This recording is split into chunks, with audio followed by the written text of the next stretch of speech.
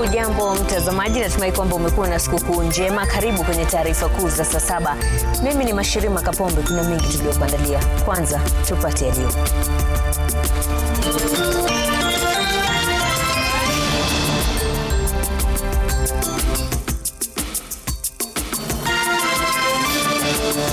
Watu 5 wafariki baada ya boti kuzama katika eneo la Thogoye, Ziwa Victoria, kaunti ya Siaya. Ofea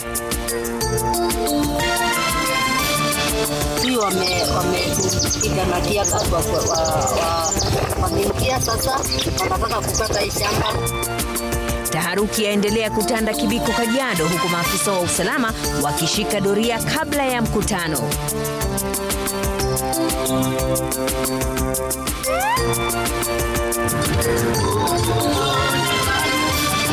Abiria wakwama kwa zaidi ya saa 6 kufuatia msongamano kwenye barabara kuu ya Nairobi Nakuru.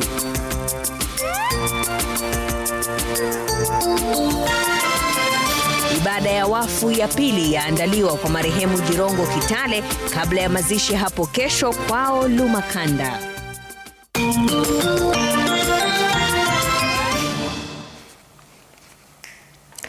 Karibu kwa taarifa zetu, tuandamane hadi tamati. Mtazamaji, wavuvi 5 wamefariki baada ya boti walimokuwa kuzama katika eneo la Thogoye kwenye Ziwa Victoria, kaunti ya Siaya. Ripoti kutoka eneo hilo zikiarifu kuwa miili miwili tayari imeopolewa kutoka kwenye ziwa hilo, huku juhudi zikiendelea kuopoa miili mingine 3. Tukio hili lilitokea Jumapili jioni wakati wavuvi hao walipokuwa wakiendelea na shughuli zao za uvuvi. Kwa mujibu wa mwenyekiti wa usimamizi wa ufuo wa Usenge, John Ochieng, wavuvi 7 walikuwa kwenye boti hilo wakati wa ajali hiyo iliyosababishwa na upepo na mawimbi makali. Ochieng akisema wanaendelea kutafuta waathiriwa 3 waliosalia.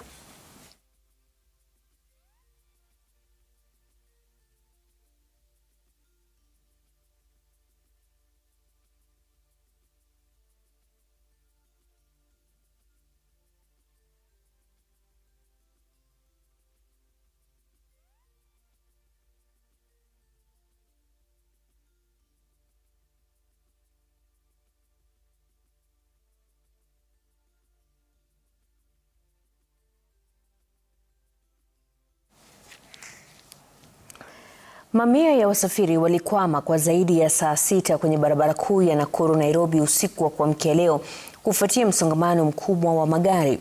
Msongamano huu wa magari ulishuhudiwa kwa muda katika maeneo ya Kikopey, Barnabas, Kinungi na Kimende. Baadhi ya abiria na maafisa wa usalama wakilaumu msongamano huo kwa madereva kutofuata sheria za barabarani. Wengi waliokuwa wakisafiri walikuwa wanarejea jijini Nairobi baada ya sherehe za Krismasi.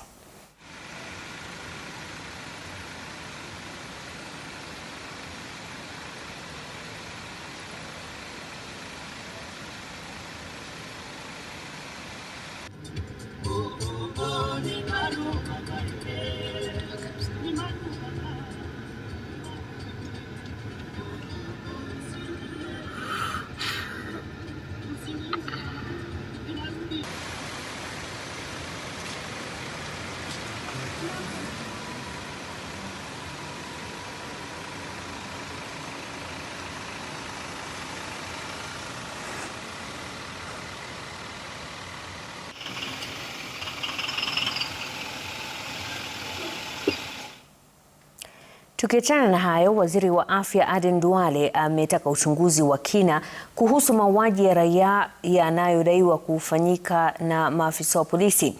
Waziri Duale alikuwa akizungumza wakati wa ufunguzi wa madrasa ya Hafsa binti Sirin, kaunti ya Garissa, ambayo sasa inabadilika kuwa shule iliyojumuishwa kufunza masomo ya elimu ya msingi na sekondari. Aidha, aliwakashifu wakazi wa Garissa kwa kutumia njia mbadala ya kusuluhisha mizozo ambayo mara nyingi huzuia haki, haswa wakati wahusika wa uhalifu wanapokamatwa. And not only in Garissa, everywhere in Kenya, life and property is entrusted with Almighty Allah, but delegated through him to those who are in authority, and that is government. Nao miongoni mwa vijana tumewashika mara nyingi sana. Hata wengine tunapata mwenye alidhulumika anafika katika kituo cha polisi, atakapopata alichokipoteza hataki kuandikisha statement. Kwa hivyo kwa upande mwingine maafisa wa polisi wanakosa. Baadhi ya viongozi kutoka kaunti ya Kitui wamemtetea kinara wa Wiper Kalonzo Musyoka kufuatia matamshi ya punde zaidi ya Rais William Ruto kuwa hakufanya maendeleo yoyote maeneo ya Ukambani. Wanasiasa hao pia wakimpigia debe Kalonzo kwa kiti cha urais kwenye uchaguzi mkuu wa mwaka 2027, wakisema ajenda kuu ya upinzani ni kumtimua Rais Ruto. Hivi juzi president ameanza kuongea maneno mingi ya viongozi wa opposition. Kwanza amesema hawana akili, hawana agenda. Kitu ya kwanza, agenda ya opposition ni kutoa Ruto. Hiyo ni agenda ya kwanza ile muhimu sana. Na asione kama opposition hakuna watu wamesoma. Watu wamesoma sana. That we know what we want to do. Isn't it? Saa hii tax, kila mtu saa hii tax imemaliza watu wa chini kabisa. Rally behind Kalonzo Musyoka. Ana matusi, hata kitusiwa yeye anasema mimi niko na agenda ya Wakenya. We want sober leadership. The sober which does not insult. So the leadership which can bring you together, sit down and reason together. We don't want to have someone who is know it all. You can be advised. We will support him and we rally all the Kenyans. Let's get out. It's not about money, it's about what Kenyans want and want change. Jamii ya Wakamba inatutegemea sana. Tafadhali nataka sote tuangalie, tumshike mkono ama tumuunge mkono mgombeaji wa urais Daktari Stephen Kalonzo Musyoka. Kwingineko, hali ya taharuki imeendelea kutanda katika eneo la Kibiko, kaunti ya Kajiado kabla ya mkutano uliopangwa kufanyika hii leo. Makumi ya maafisa wa usalama wameshika doria eneo hilo, huku wakazi wakidai kuzuiliwa kuingia kwenye eneo la mkutano huo unaojumuisha wawakilishi wa makundi yanayozozana na maafisa wakuu wa serikali. Mwanahabari wetu Jimmy Mbogo yuko Kibiko na anaungana nasi hivi sasa mubashara kwa mengi zaidi.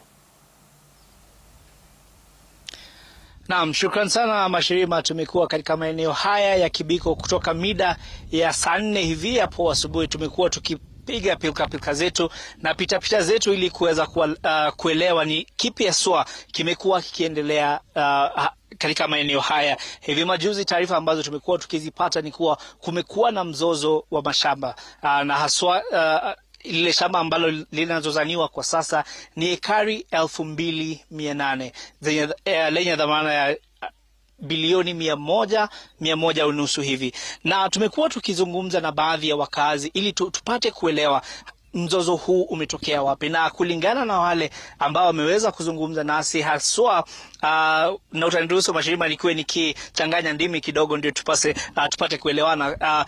Ile ambao kwa kimombo tunasema the bone of contention kuhusu shamba hili ni kuwa kuna kikundi ambacho kwa upande mmoja wanataka mashamba haya yaweze kugawanywa, na kuna kikundi kingine ambacho wanasema wako na the original title ambao wanasema wao wakubaliwe kuweza kufanya ule ugavi wa mashamba haya, na hii ndio imekuwa ikileta mzozo huo. Tulipokuwa tukija katika maeneo haya hiyo mida ya asubuhi, kitu ambacho tuliweza kukishuhudia sisi wenyewe ni vizuizi vya maafisa wa polisi, haswa the specific group ni ile ya GSU Red Barrett ambao tumekuwa tukiwaona wamekita kambi katika maeneo ambayo tumeweza kupita sisi. Tumekuwa tukizungumza na baadhi yao kujua ni lipi linaloendelea, ni yapi yanajiri, na kwa wengi wao wanasema leo wao wametumwa upande huu kuweza kuhakikisha kwamba hali ni shwari. Itakumbukwa kuwa siku 2 au 3 zilizopita kunasemekana ama kuna taarifa ambayo ilitoka kuwa kuna afisa mmoja wa polisi ambaye katika hizo rabsha zilizozuka maeneo haya aliweza kupoteza maisha yake. Na tumekuwa tukizungumza na baadhi ya wakazi wa maeneo haya, wanasema kuna ile commotion ambayo ilitokea siku 2-3 zilizopita ni kutokana na kule kutoelewana kwa makundi haya mawili. Kuna kundi kama nilivyokuarifu, kuna kundi ambalo linasema mashamba haya yagawe. Kuna kundi lingine ambalo halitaki, wanataka wao ndio wawe wenye kufanya ugavi huo wa mashamba. Kwa hivi sasa tunaelewa kuwa kuna mkutano ambao unahudhuriwa na baadhi ya wakuu wa serikali ya kaunti na haswa gavana wa kaunti hii ya Kajiado, Patrick Ole Lenku, ambaye tunaarifiwa kuwa Joseph Ole Lenku Kundradhi, ambaye tunaarifiwa kuwa muda mchache kutoka sasa, muda wowote kutoka sasa, atakuwa akifika pale na kuweza kujaribu kusuluhisha masuala haya. Kuna yale ambayo kwa kimombo tunaita claims ambazo zinatoka kwa wakazi wa maeneo haya ambao wanahofia kwamba huenda kukawa na mtu mkubwa serikalini ambaye maybe ana interest ya mashamba haya. Hawajaweza kutueleza na kwa sisi hatuwezi tukaverify hiyo, lakini tutakuwa tukiuliza gavana wa eneo hili, mzozo huu wa hili shamba wana mpango gani kuhakikisha kuwa huu mzozo unatatuliwa. Nyuma yangu Mashirima, kuna watu ambao utaona wamevalia zile ambazo kwa kimombo tunaita reflectors. Hawa ni wale ambao ni kile kundi ambacho kimekuwa kikiendeleza ugavi wa mashamba haya ama demarcation ambazo wamekuwa wakifanya, lakini kutokana na baadhi ya wale wakazi wa maeneo haya wamekuwa wakisema hata hawa wakiendelea kufanya hizo demarcation, kwao watazidi kung'oa zile beacon ambazo zinawekwa. Mbona? Lakini wanasema kwao nia yao ya kufanya hivyo ni kuhakikisha kwamba iwapo kutakuwa na ugavi wa mashamba katika eneo hili, wanataka waweze kuhusishwa katika shughuli hiyo yote. So kwa hivi sasa Mashirima, tutakuwa tukielekea pale ambapo tunatarajiwa kwamba wale viongozi wa Kikonyinke watakuwa wakifika pale, yule gavana wa Kajiado watakuwa wakifika pale. Tunaarifiwa kuwa yule county executive pia anayeshughulika na masuala ya ardhi na masuala ya mashamba pia atakuwa pale. Tutakuwa tukijaribu kuzungumza na ili tuweze kupata taswira kamili ya kuelewa kwamba ni kipi kinachojiri hapa na suluhu ni lipi, suluhu la kudumu. Manake mizozo kama hii Mashirima, ambapo na katika runinga ya Citizen tumekuwa tukiwaarifu wa Kenya, mizozo kama hii mara nyingi tumeona kwa kimombo tunasema leading to a lot of death and destruction. Na kwa sasa tunatumai kuwa hiyo haitakuwa ndio taarifa ambayo tutakuwa tukiwapasha watazamaji wetu baadaye hapo, na kuwa mzozo huu utaweza kutatuliwa, and wale wote ambao wanahusika, haswa wale wakazi wa maeneo haya ambao wanasema wengine wao wameweza kuishi katika mashamba haya kwa zaidi ya miongo mitatu, wanasema wao hawajui pa kwenda. Hapa ndio nyumbani, huu ndio mji ambao wanaujua, wengi wao wameolewa hapa, walelea watoto wao hapa. Sasa wakiambiwa wahame, hawajui ni wapi wataanzia. So kwa sasa naomba nikurudishie usukani Mashirima, unless kama una swali lolote kwa sasa. Naam, Jimmy Mbogo hapo kutoka Kibiko, kaunti ya Kajiado, tutatupa maelezo zaidi katika taarifa zetu za baadaye. Kwingineko, ibada ya pili ya wafu ya kumwomboleza mbunge wa zamani wa Lugari Cyrus Jirongo imeandaliwa hii leo huko Maili Saba, kaunti ya Trans Nzoia. Baadaye mwili wake utasafirishwa hadi nyumbani kwao huko Lumakanda, ambapo mwili wake utasalia usiku kucha kabla ya mazishi yake kuandaliwa hapo kesho. Jamaa na familia wamemwomboleza kama baba aliyeiweka familia yake kwanza nyakati zote. Full story is about how at the height of the post-2007 election violence, he rode on a black mamba bicycle, persuading his constituents to take in internally displaced persons. Even when his electoral ambitions did not yield victory, he never retreated from public life. Cyrus Jirongo believed that leadership was not about winning once, but about standing up every time. It is very hard for me to imagine not seeing him driving in past the True Gates as he's coming home over our weekend or over a public day. It is very hard to imagine that I will not hear him ask for his boiled maize and black tea. It is very hard for me to imagine that I will not hear his booming voice and his loud laughter. It is very hard for me to imagine that we shall not hold discussions over farming, over politics, over the family. It is very hard. Yet, we must move on. And in the midst of all this heartache, we trust God. Gavana wa kaunti ya Trans Nzoia George Natembeya ametoa wito kwa viongozi wa kisiasa kuzingatia mazungumzo yenye heshima na siasa za hoja wanapokuwa kwenye majukwaa ya kisiasa. Natembeya akisema kuwa matumizi ya lugha ya chuki, kejeli na dharau yanachochea migawanyiko nchini. Akizungumza wakati wa mkutano uliofanyika kaunti ya Trans Nzoia, gavana huyo pia amewalaumu viongozi wanaosema wanatumia lugha ya kuchochea na kuwagawanya Wakenya. Wakikuja huko Matanga kule Bungoma kazi yao ni kutukana watu. Mbona ukienda Matanga kule Keruja watukanani huko? Wanadharau Mluya, lakini mambo ya kudharau Mluya ujue kwamba Natembeya amekuja na kifuri kubwa namna hii. Si ndio? Hiyo ujinga hakuna. Ama namna gani? Heshima sio utumwa. Sisi Waluya ni watu wa Mlembe. Kama waelewi maana ya Mlembe ni amani, ni peace. Ni kusalia wapea Mlembe, siwe sema Mlembe ndi kutusi. Nikisema Mlembe iko amani kati yangu na wewe, mambo yanafanya nini? Imeisha. Waelewe mila za watu. Tuelekee pwani sasa, ambapo familia moja huko Changamwe kaunti ya Mombasa inamtafuta jamaa yao ambaye wanadai alitekwa nyara na watu wanaoaminika kuwa maafisa wa polisi. Kulingana na mkewe, watu waliojihami kwa bunduki na ambao walikuwa wamejifunika nyuso waliwapiga nyumbani kwao na kisha kutoweka na jamaa huyo. Francis Mtalaki anatueleza zaidi. Mkesha wa Krismasi mwendo wa saa 2 usiku, Harrison Nyamu, mkewe Lea Mwangi Njeri na wanawe walikuwa wanajipanga kwenda kujivinjari baharini. Hilo walikutimia.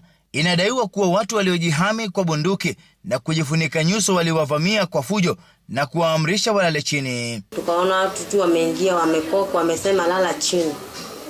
Edu akalazwa jikoni, Jileni akapelekwa chooni, mimi nikapelekwa bedroom. Mzee wangu akalazwa hapo, wakaanza kumpigia hapo. Wanadai walipigwa na watu hao wanaoamini kuwa ni maafisa wa polisi, Lea akisalia na majeraha kwenye mkono wake wa kulia baada ya kupigwa kwa bunduki. Kilio chake cha kueleza watu hao kuwa mumewe anaugua ugonjwa wa figo na kuwa kumpiga kunaweza kuathiri afya yake kiliangulia masikio ya kufa. Wakasema ni mgonjwa wapi? Nikamwambia huyu ni mgonjwa, ako na shida ya figo na anafanyangwa dialysis na hii ni catheter, na mkimpiga hivyo mtamharibu. Wakamuinua, wakamwambia aende, alikuwa hana hata nguo, ni kinyasa peke yake. Hiyo ndio ilikuwa mara ya mwisho kumuona mumewe. Kisa hicho kimeripotiwa katika vituo vya polisi vya Changamwe, Central, Kilindini na hata makao makuu ya polisi Pwani. Maafisa hao pia wanadaiwa kuondoka na simu na pesa zao. Wakaingia, wakanipata nimeshika simu yangu, wakachukua simu yake. Kuna simu ndogo ya watoto wa Bambe, wakachukua pale kwa mesa.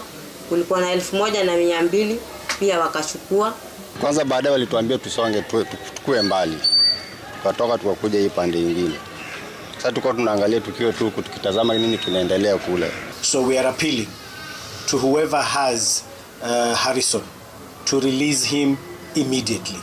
If he has committed any wrong, then follow due process and present him before a court of law tomorrow, or make sure he gets his medication.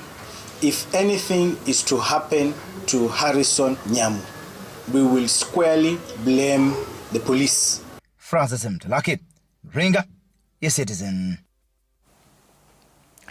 Kwingineko, wasanii na watayarishi wa vipindi vya mitandaoni nchini huenda wakapata nafuu kubwa endapo mswada wa uchumi wa ubunifu kwa vijana wa mwaka 2025 utapitishwa na bunge. Katibu wa Wizara ya Masuala ya Vijana na Uchumi wa Ubunifu, Fikirini Jacobs, amesema mswada huo uliowasilishwa kwa kamati ya bunge la kitaifa kuhusu michezo unalenga kukuza, kudhibiti na kuwezesha sekta hiyo kuingiza mapato zaidi. Aidha, anasema unapaswa kuwalinda vijana wenye vipaji dhidi ya watu wanaowatumia vibaya. Fikirini alikuwa akizungumza wakati wa toleo la pili la hafla ya kila mwaka ya Mr. and Mrs. Samba iliyoandaliwa kaunti ya Kwale.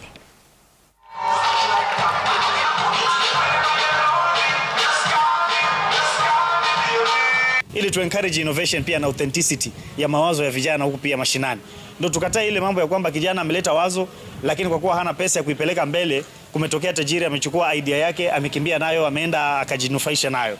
Na lastly, ku incentivize the creative economy space, kwa sababu ukiangalia hata maneno ya monetization ya katika the creative economy space, hata content creators, hata wale wako TikTok kwa mfano, utaangalia kwamba katika taifa la Kenya kwa mara nyingi the only way our TikTokers earn is through gifting, where young guys go live, wanasema tap tap tap, mara anapewa lions, sijui anafanywa nini.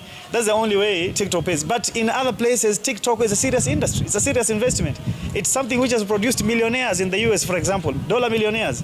Kwa sababu si kila mwana kijana ataweza kupata degree na diploma labda ajiriwe na serikali, lakini tunaamini kwamba creative economy, vijana wakitumia talanta zao wanaweza pia kujitengea biashara na pia kuajiri wengine, na ndiposa tuko na PS kutoka kwa State Department ili kwamba aeke pondo kwa ile dhana kwamba vijana wakitumia talanta, wakiwa creatives, wakitumia mtandao vizuri, basi wanaweza kujiekezea maisha mazuri hata kama hawajaajiriwa na mtu mwingine.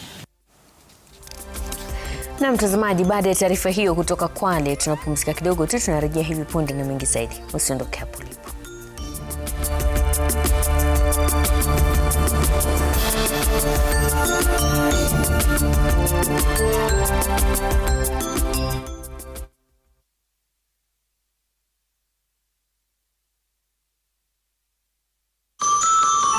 Some places don't just host you, they make you feel the season. This Christmas, escape to comfort, to love, to exceptional hospitality at Kigali Paramount Hotel Rwanda. Indulge in fine dining, wellness and leisure, all thoughtfully designed for unforgettable memories. Enjoy our world-class facilities at discounted festive rates. Happy holidays from Kigali Paramount Hotel, redefining hospitality excellence. Oskiniko na mango passion, apple na ka tropical.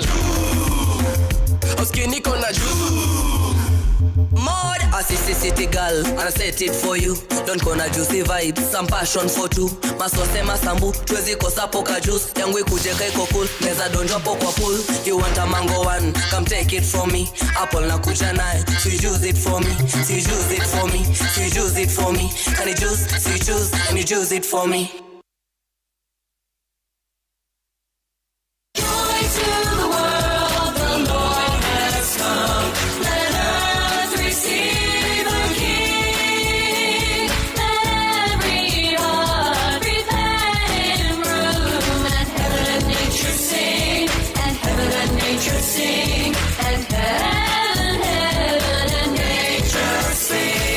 Dial *812*783# to get Joy to the World as your Skiza tune. Happy holidays from Zetech University. At Zetech, we equip you with global skills to thrive in today's and tomorrow's job market. Choose from market-driven programs in nursing, law, data science, computer science, software engineering, IT, media, education, business, hospitality, and international relations and diplomacy. Experience vibrant student life, ultra-modern facilities, and expert faculty dedicated to your success. Join our January 2026 intake and be part of a generation inventing tomorrow today. Zetech University, inventing the future together.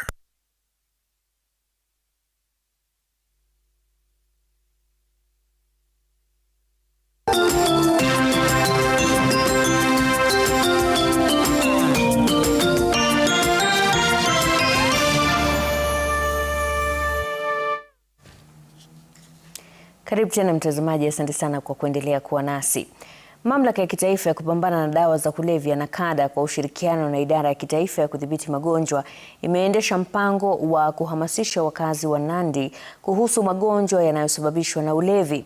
Mpango huo uliotekelezwa katika maeneo mbalimbali ya kaunti ya Nandi ulilenga kuongeza ufahamu wa jamii kuhusu madhara ya ulevi na tabia hatari zinazochangia maambukizi ya magonjwa ya zinaa.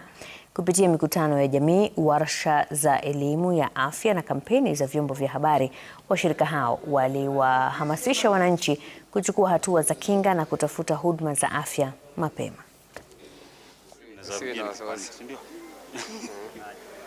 Anaunda na huko. I can strongly affirm concerning surge in alcohol and substance use during the festive season. This period is often associated with increased celebrations, social gatherings, and a general festive mood, which contributes to higher consumption levels and related risks. With the children and youth at home for the festive season and long school holidays, parents must act as responsible role models.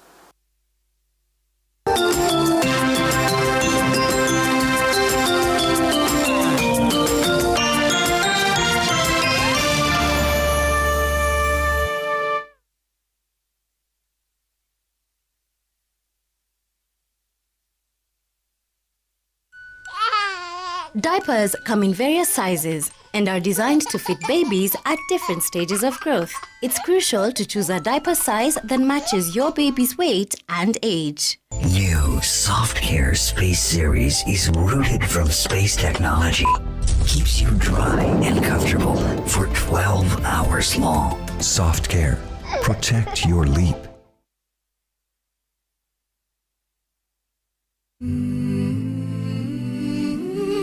Kuwa Mkenya ni kujitambua. Toka mwanzo hadi leo tumekuwa pamoja. Kila kona, kila sauti, tunawasha ndoto popote ulipo. Popote ulipo. Popote ulipo. Tuko pamoja. Toka pwani hadi nyanda juu, kila moyo unasema tu asante kwa miaka 25. Safaricom, popote ulipo. Na kesho kama leo tutakuwa pamoja popote ulipo. Safaricom.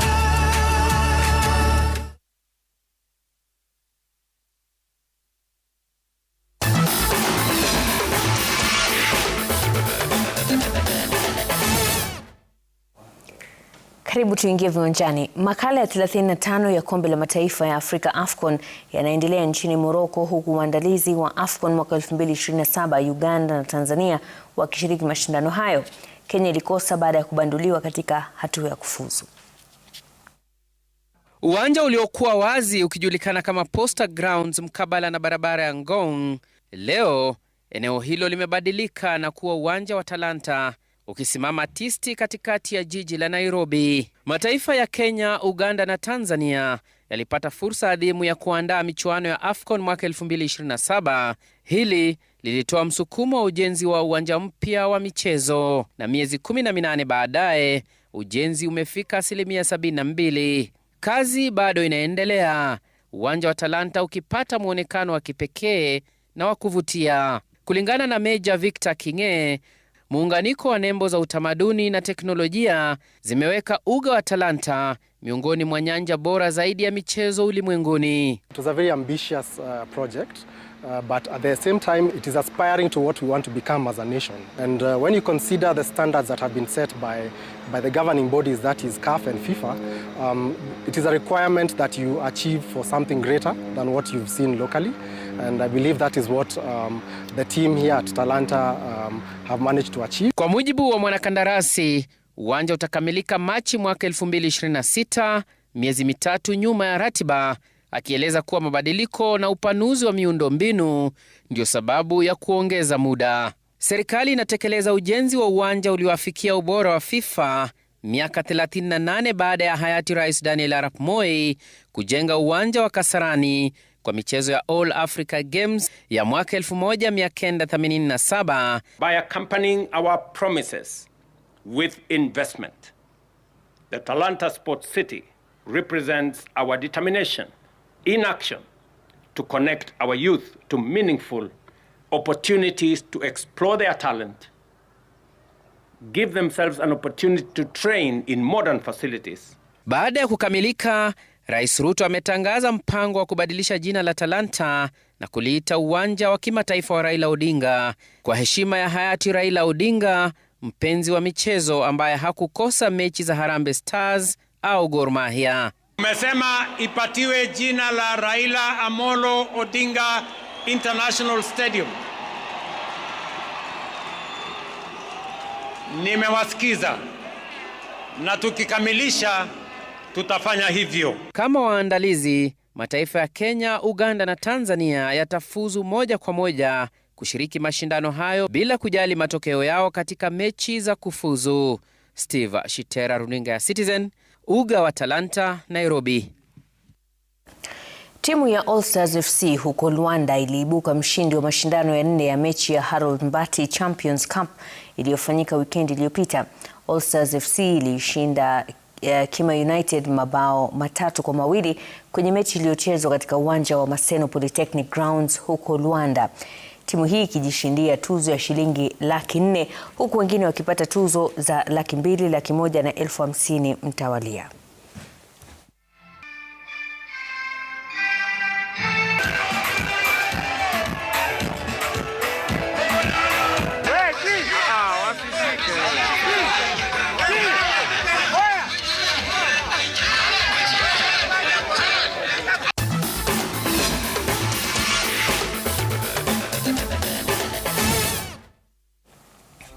Na mtazamaji, kufikia hapo hatuna la ziada. Asante sana kwa kutazama taarifa kuu za saa 7. Kwa niaba yote walifanikisha taarifa hizi na kutakia mchana mwema.